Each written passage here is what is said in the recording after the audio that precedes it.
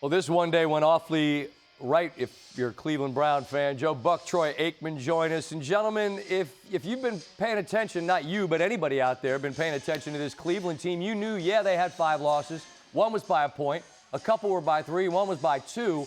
I just wonder, how much does a performance like tonight, where they dominate their rivals from the AFC North, change maybe the way they look at the remaining 9 games? Either one of you could take a pass at it, but I just wonder if a performance like this, guys, changes the outlook.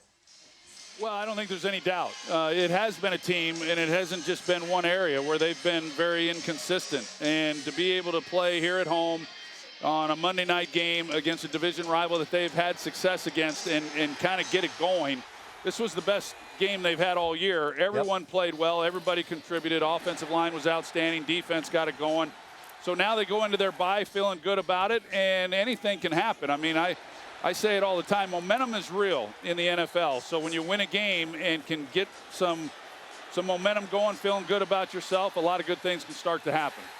Joe, I don't know if these are the types of conversations you have in your production meeting. You know, you start going through, hey, what are you going to do if you lose? But, I mean, look, there was a lot of conversation that a guy like Kareem Hunt could be on the block, and he was featured a little bit more prominently in this game. But I would imagine, you know, you go into your bye and you take a look at the landscape and you think, why would we move a guy like that, given what he can provide to us, given the totality of this night? Does any of that make sense?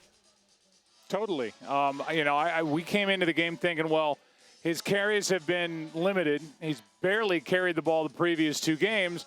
And now if he is on that potential trade list, why would they even play him, let alone have him out there and carrying the ball? You want to protect him, make sure he's healthy so you can get what you want or what you can get for him. And not only did they play him, he was out there for 32 snaps. He had one of his best games of the year. He reminds everybody how hard he is to tackle. But D'Ernest Johnson's a good back, too. So if they wanted to go that way, they could say, hey, you know, we're 3-5. We've got a good backup for Nick Chubb. We can get a 4th-round pick for Kareem Hunt.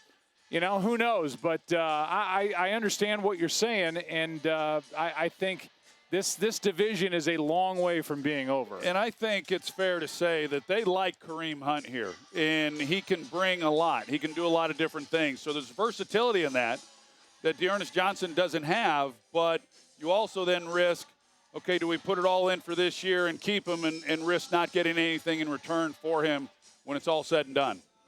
Obviously, for Cincinnati, not having Jamar Chase on the field is a game changer. But I don't know how he would have changed things when Burrow's on his backside so much, particularly in that first half. If you don't have time to throw the football, it doesn't matter how good your wideouts are, Troy, and you'd know that far better than I just wonder the difficulty that O-line was having, particularly early, and how it helped dig this hole that Cincinnati just wasn't going to escape from. Yeah, no, I agree with that. That Jamar Chase, as much as they miss him, I've always said, Joe's heard me say it many times, you're as good as your 3rd guy.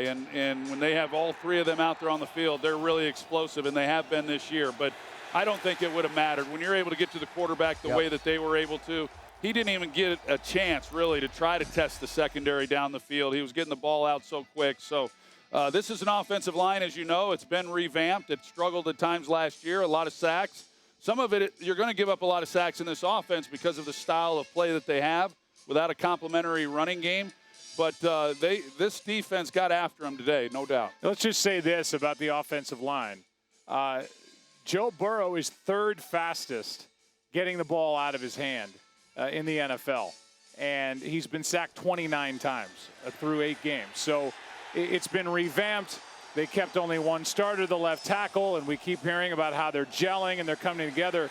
Yeah. I don't see it, at least the last couple of games, and they better get better fast or they're not going to keep pace in this division, let alone in the playoffs with this kind of offensive line play.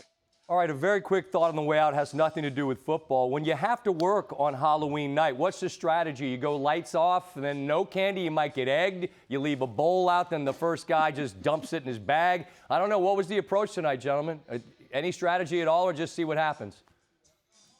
I can tell you what my approach was. It was lights out. I mean, there was no one home. Your house got egged, brother. Egged. Yeah. Yeah, he's robbed. Yeah, didn't 1 year. What did you just say? Might have got robbed. I hope not. I'll be awful. Yeah, Yeah, it would be. But if just return the Landry hat. That's the coolest thing he's got in his house is Tom Landry's old hat. So if you took that, bring it back. Don't steal Tom Landry's hat. Look, I know you guys just want to No. go home. It's embarrassing how much I just look forward to these little chit chats. I hate when they Us end. too. All right. Us too. Well, we'll save it for New Orleans. The Ravens leading the AFC North against the Saints, who they had a big shutout win on Sunday. Get home safe, gents. Until next Monday, be well, all right?